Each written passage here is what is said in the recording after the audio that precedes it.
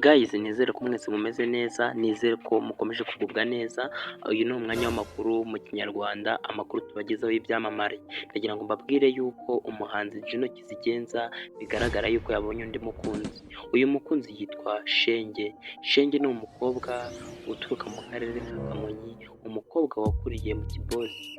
Uyu mukobwa witwa Shenge Juno Kizigenza ubanza ari we waciye Always kugira ngo ajye gukunda n'umukobwa. Biragaragara yuko Juno Kizigenza yitakambye imbere y'itangazamakuru no ku zindi mbuga zitandukanye, avuga yuko Always ari we wamucaga inyuma, ariko byakomeje kugaragara yuko ari Juno wabiteye, kuko nta mpamvu n'imwe igaragaza yuko Juno Kizigenza yigeze acibwa inyuma n'umukobwa witwa Always. Always ni umukobwa mwiza witonda w'igikara ufite n'inyinya umeze neza. Juno Kizigenza we ikigaragara cyo no mu mvugo ye no gukunda kwe n'ibigaragara mu ndirimbo ze, bigaragara yuko akunda gukoresha abakobwa b'inzobe. Bivuze yuko Always atigeze amukunda na gato, ntabwo yigeze amukunda na gato, kubera yuko yakundaga gukoresha abakobwa b'inzobe gusa, kandi Always akaba ari umukobwa w'igikara ariko uri kugenda asirimuka tugereranyije mu kuntu bakundanaga ameze uko yasaga, yari igikara bakikundana.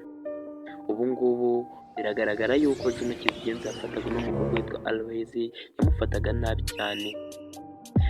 Si njyewe njyenyine ubivuze, murabisanga no ku zindi mbuga zitandukanye ko Juno atigeze afata neza uyu mukobwa witwa Always.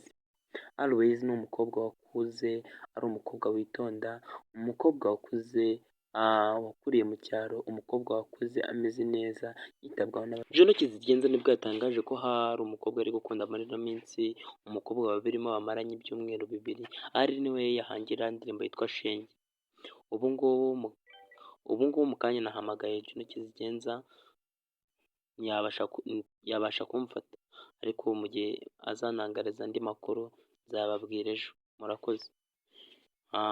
Ndizera ko mwese mumeze neza. Abantu mwese mwakurikiye ino video mukayirangiza, icyo nabashishikariza no gukanda like, subscribe. Ndabashimiye.